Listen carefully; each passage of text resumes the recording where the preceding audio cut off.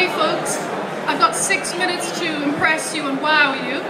I feel like the film Flash Gordon when Dale says, "Flash, I love you. You only have 14 hours to save the Earth." I've only got 6 minutes. Okay. My name is Jillian Godsil and the title of my talk is When TNA Goes Viral, or the importance of body parts in our crazy mixed up online world. As a woman of a certain age and approaching a significant birthday next year, I'm kind of thinking that now is the time in my life to put aside the things corporal and to move into the intellectual realm, the philosophical, the emotional, the intelligent. It's a bit like the old joke, when you're born, everybody wants to know what you weigh. And when you die, they don't care. They don't say, "Oh, I heard Jill died. What did she weigh?" So the corporal things go, and then the intellectual things supposedly come into importance. So with that in mind, a couple of years ago, TVAM invited me to come and do their book show, and I was delighted. And I was even more delighted when I heard that the book in question was City of Bohème. And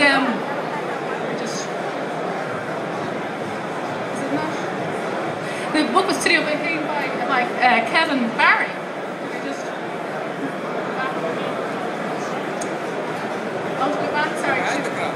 Yes, thank you very much.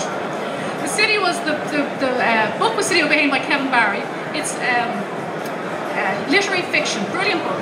So I read the book over Christmas, absolutely adored it, and I rocked up to the filming in a hotel in Dublin, and it was wonderful because we all talked about the book, and then the cameraman pulled each person out and asked them a few questions about the book.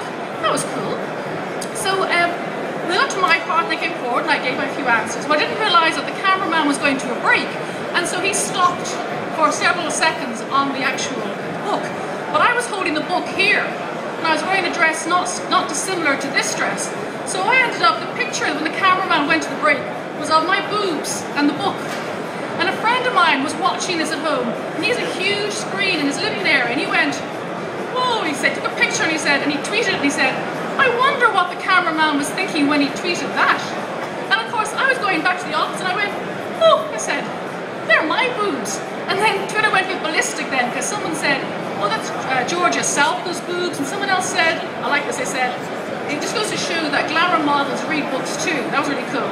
Anyway, it went ballistic, it trended, and it even ended up on the Nuts, the men's online magazine in the UK, with the caption saying, "This is what an Irish book reviewer looks like." So the boobs are winning here. I get into the office and Maria, who's here in the front, and she said, "Jill, that was the worst book review ever." And I go, "What? I can't help the boobs trending, whatever." She said, no, she said, "You gave away the story, the ending, not once, but twice." So boobs 1, brain 0. So I'm still trying to capture this thing, what it means to be a woman of a certain age. And in my last couple of years, my life's been quite turbulent. I got divorced, my business failed, the banks repossessed my home, I went bankrupt, and then because I wasn't allowed to run for public office, I decided to take the government. Take the government to the High Court, say my constitutional rights were being infringed, as you do. I won that case, so I ran for Europe. I was super, and I had 4 weeks, no money, no budget, no party, but I got 11,500 votes, so I was very happy. I was taking control back of my life again, seizing the day. So with that in mind, and this is where this picture comes in, I said there's a film called My Name is Emily, written by the very, very talented Simon Fitzmaurice, and he started writing the film with his fingers, and he finished writing with his eyes, because the poor man was struck down with motor neuron disease.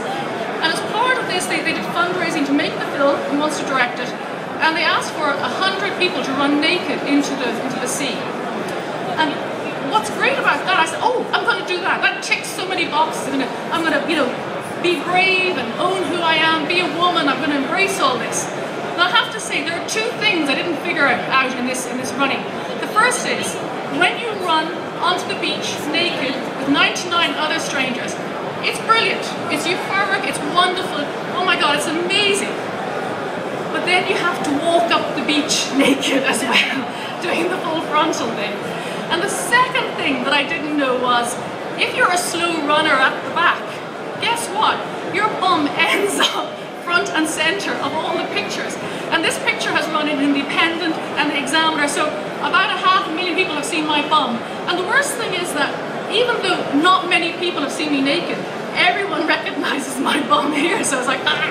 So bum 1, brain 0. So what to do? If you can't beat them, join them. So instead, I wrote a series of books last year. They're feminist, activist, comic, erotica.